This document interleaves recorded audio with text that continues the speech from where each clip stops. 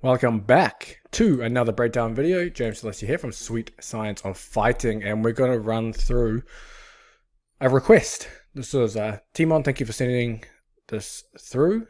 It is Aleksandar Rakic. He fights UFC 308 this weekend, I believe. So what I've done, I went through his channel. He has a few different things here, but he has this video, which was, I think it was a few months ago, and then he has a video 1 month ago, I think it was, basically in his UFC fight camp. So what I'll do is I'm going to start with this video, which is, let's call it quote unquote out of camp, off camp, and then the other video, which is quote unquote in camp.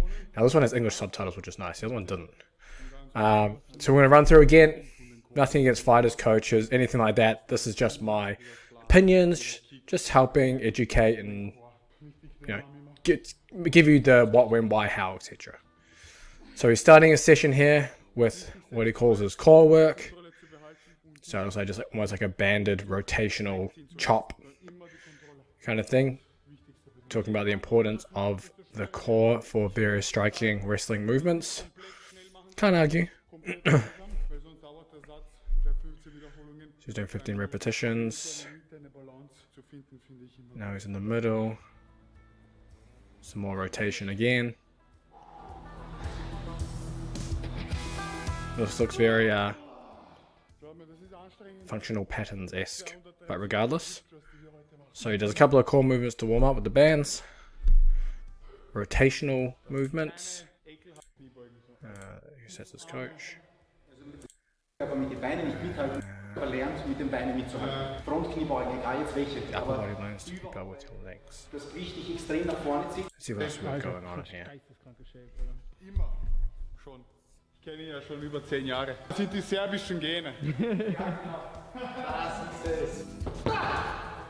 Okay, so he's done his two, I guess you could say, core rotational warm-ups, jumping medicine ball slams, and hip thrusts. I don't know if these are superset or if they're separate. Komm mal drauf da. 15er. Looks like they were separate. So I don't know if he did. I don't know how many sets of the medicine ball slams he did. I think there are potentially better options in terms of medicine ball throws. Again, it's inside a facility here, so we can't do like overhead throws and scoop tosses, etc. So you're kind of limited with what you really can do with medicine balls. So slams are just one option, whether you leave the ground or not. I don't think leaving the ground is a beneficial way of doing a slam, because you need your feet on the ground to be able to transfer force from the ground through to your hands. If you've already left the ground, there's nothing left to transfer because you've just propelled yourself in the air. So you're just basically doing a half-ass jump with a half-ass slam, unfortunately. Hip thrust, I do like the hip thrust movement. I know there's a lot of opinions on it, and most people that think it's an absolutely useless exercise. Others think it's a God's gift to earth.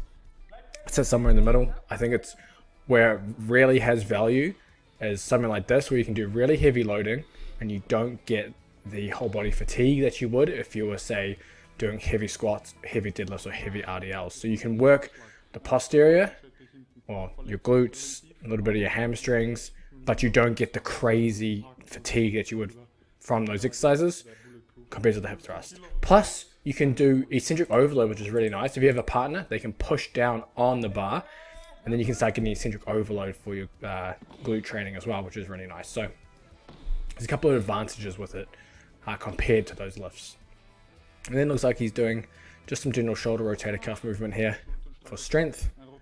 That's a good exercise too for external rotation. Is that all we've got going on? Das ist die Rakic-Übung. Nordics to finish. So his session was just some banded rotational movements at the start. Then we had medicine ball slam, and then we had hip thrust, and then we have some shoulder, I guess we call it quote unquote prehab work, and then Nordic curls for the hamstring. Now in terms of hamstring exercises, obviously Nordic curls became even more popular with the knees over toes movement that came through, which was just a rehash of everything that's already been done. And it's honestly probably not that good of a program for most people with poor knees and knee pain. But regardless, Nordics, they make a solid eccentric hamstring exercise. But the one issue that it lacks is that it trains the hamstrings in short to moderate ranges of motion. You don't get to put them under stress eccentrically in longer ranges of motion, which is where you're going to get the really potent adaptations of increasing fascicle length, which is going to help you produce more force at longer muscle lengths. You're also going to be able to contract that muscle faster because you're now adding more sarcomeres or blocks of little muscle fibers in a row, and that increases the contractile velocity of the muscle. You're still going to get some of that with the Nordic, but you're going to get a better stimulus at longer muscle lengths. Now, that's not to say you don't do Nordics. It's just that there are other exercises you can supplement that kind of stuff with. So let's jump into his UFC 308 Fight Camp 1 video. And we can see how the training's different, same, whatever. I'm just going to make commentary on what's happening. So I think they came up with farmer's walk as the first exercise, which is, to me, an interesting program structure to be doing farmer's walks first. So let's just see what the rest of the session comes out as. So farmer's walks with dumbbells. I mean, they're not very heavy dumbbells.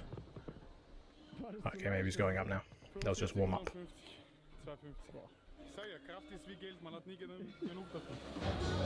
And then he's got some other carries. So like an offset weighter carry with the dumbbells. These exercises are great in isolation. I don't know if I would put them first in the training session though, unless it was for a light warm up. So it looks like we've got some plate. I'm assuming that, yeah, I'm assuming that farmer's walk stuff, that was all part of a warm up. I'm assuming this is all still, wait, this is different. Unless he's joined in here. Let's go. Okay. So power clean hang power clean and push press. So he's gone from farmer's walk, offset weighted carry into power clean, hang power clean and push press. Looks like 1+1 for doubles. Oh, yeah, that's never good. Okay, that's not his session, so let's get past that part. Okay, then we're into broad jump bound or repeated broad jumps. Is he doing it as part of a superset or is it on his own? Okay, we're just going to assume it's on his own. So, in terms of exercise order, you would probably want that hang, power, clean, and push press at the beginning. That is your speed or power based exercise. It's the one you want to do when you're freshest. And that is going to give you the adaptation you want because you have the quality of the reps for those. The farmer's walk and that offset carry you might do at the end of the session. One, because it taxes your grip, and you don't. If you're doing other exercises that involve your grip, you don't want that. Plus, it is generally fatiguing cardiovascular wise as well. So then you're going to be fatigued coming to lifts like this. I mean, his technique's not so bad for a non-weightlifter. His technique's pretty good. So something like this could definitely continue using the Olympic lifts. I just think the exercise order would make more sense if this was first in the session. So if you're going to do something like some Olympic variation, do them first in the session and do them on a platform so you can drop the weight, because as you can see, he ripped his callus there, and that's the last thing you want to do. And then we went to broad jump bound, which is a nice repeated jump exercise. He doesn't quite have the coordination there in the beginning, but a solid way to, you're essentially training that ability to find the rhythm in the jump. You're developing the ability to switch the muscles on and off. So you need to be able to contract and relax, which is a prerequisite for speed and power.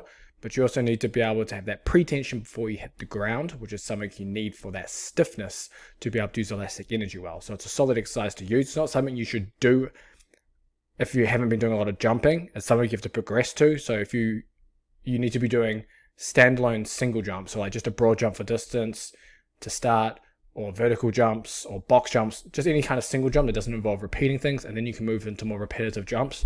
And you might start with lower level repetitive jumps, things like ankle pops, even sub-maximal jump squats, things like that, before moving on to something like those more jump bounds. Got the heart rate monitor on.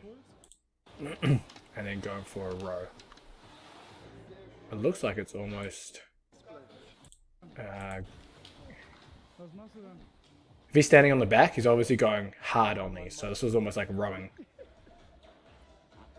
Sprints. Has to do the cross before it.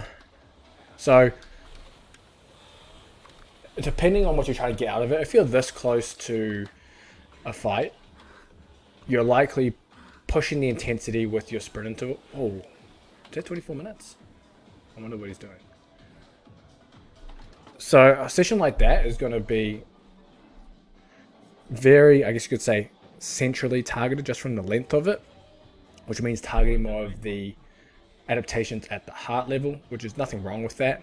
You're still going to get peripheral adaptations out of that, but you're going to get a stronger stimulus using different equipment that allows you to increase the cadence, not worry about the technique, and focus on, I guess you could say, I don't want to say singular muscles, but have that focus tighter. So on the rower, because the cadence is so slow, you don't get the same huge drop of muscle oxygenation that you would on, say, a bike. And a bike, you can sprint super hard and gas yourself in, say, 10 seconds because you're able to get the output on there. On the rower, in 10 seconds, it's just not really possible, or even shorter times. So if you're looking to do sprint intervals, it's usually better to do it on something like a bike, or even running hills, anything like that that's going to give you the peripheral or muscular adaptations that we want.